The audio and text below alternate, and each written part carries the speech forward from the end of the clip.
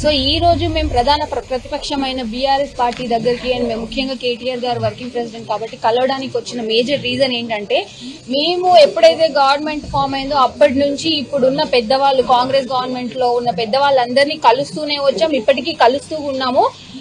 Major demand ఏ demand మీద కలుస్తున్నామంటే group 2 and 3 పోస్టులు పెంచాలి, గ్రూప్ 1 1:100 రేషియోలో తీయాలి, మెయిన్స్ కి ఎలిజిబుల్ అయ్యే వాళ్ళని 1:100 రేషియోలో తీయాలి, డిఎస్సి సంఖ్య పెంచాలి, గురుకుల రిలేటెడ్ ఇష్యూస్ ఉన్నాయి అవి అన్ని సాల్వ్ చేయాలని చెప్పి మేము చాలా రోజుల నుంచి తిరుగుతూనే ఉన్నాం. కానీ ఇప్పటి వరకు మా గవర్నమెంట్ నుంచి ఎటువంటి రెస్పాన్స్ అనేది రాలేదు.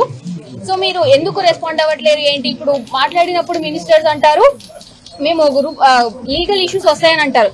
లీగల్ ఇష్యూస్ వస్తాయి అనడానికి గ్రూప్ 1 లో మీరు 60 పోస్టులు పెంచి నోటిఫికేషన్ రిలీజ్ చేశారు కదా, గ్రూప్ 1 కి రాని లీగల్ ఇష్యూస్ గ్రూప్ 2 కి ఎందుకు వస్తాయి అనేది నేను క్వశ్చన్ చేస్తున్నా. ఫస్ట్ మీరే అన్నారు కదా అప్పుడు బీఆర్ఎస్ గవర్నమెంట్ ఉన్నప్పుడు 5,000 తో డిఎస్సి రిలీజ్ చేసినప్పుడు ఇది మెగా డిఎస్సి కాదు ఇది దగా డిఎస్సి అన్నారు కదా, మరి మీరెందుకు ఈ రోజు మెగా డిఎస్సి రిలీజ్ చేయట్లేదు, అన్ని పోస్టులు రిలీజ్ చేయట్లేదని నేను క్వశ్చన్ చేస్తున్నాను.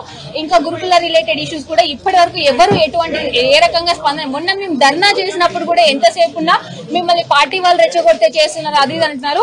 అది కాదు, మేము సొంతంగా నిరుద్యోగులం బయటకు వచ్చి ప్రతి పార్టీని కలుస్తాం. ఈ రోజు మేము చెప్పేది ఏంటంటే ప్రతి ఒక్క లీడర్ ని కలుస్తాం. అది ఏ పార్టీ అనేది మాకు అనవసరం, ఎందుకంటే మేము ఏ పార్టీకి సంబంధించిన వాళ్ళం కాదు.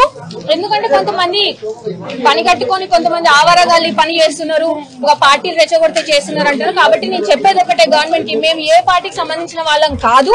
మేము ప్రతి పార్టీ మాకు కావాల్సిందే, ప్రతి పార్టీ మద్దతుని మేము కూడగడతాము. సో దానికి అన్ని పార్టీల సపోర్ట్ ఖచ్చితంగా తీసుకుంటాము. ఇప్పటి నుంచి మా కార్యాచరణ ముందు పెడతాం. ఇంకొకటి ఏంటంటే గత 4-5 రోజుల నుంచి మా తోటి ఓయూ విద్యార్థి మోతీలాల్ నాయక్ అనే అతను నిరాహార దీక్ష చేస్తుంటే కనీసం ఏ ఒక్క గవర్నమెంట్ సైడ్ నుంచి ఒక రిప్రజెంటేటివ్ ఇప్పటి వరకు వచ్చి చూసింది లేదు, దాని మీద రెస్పాండ్ అయింది లేదు. అంటే మీరు ఎంత నిర్లక్ష్యం వహిస్తున్నారు స్టూడెంట్స్ పట్ల అనేది ఇప్పుడు చాలా క్లియర్ గా కనిపిస్తుంది.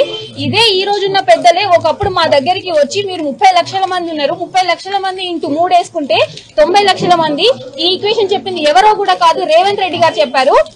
నేను రేవంత్ రెడ్డి గారిని ఏమడుగుతున్నా అంటే ఇదే 90 లక్షల ఈక్వేషన్ ఎలక్షన్స్ ముందు మీకు పనికొచ్చింది, అది ఇప్పుడు మొత్తం ఎలక్షన్స్ అయిపోయినాక ఎందుకు పనికి రావట్లేదు? 90 లక్షల మందికి న్యాయం చేయాలని ఎందుకు అనిపించట్లేదు మీకు? సో మేము మా డిమాండ్స్ ఇవి, ఖచ్చితంగా మీ డిమాండ్స్ నెరవేర్చాల్సిందే. నెరవేర్చేంత వరకు ఈ పోరాటం ఆగదు. అన్ని పార్టీల సపోర్ట్ మేము ఖచ్చితంగా ముందుకెళ్తాము. మా తోటి మిత్రులు మాట్లాడతారు.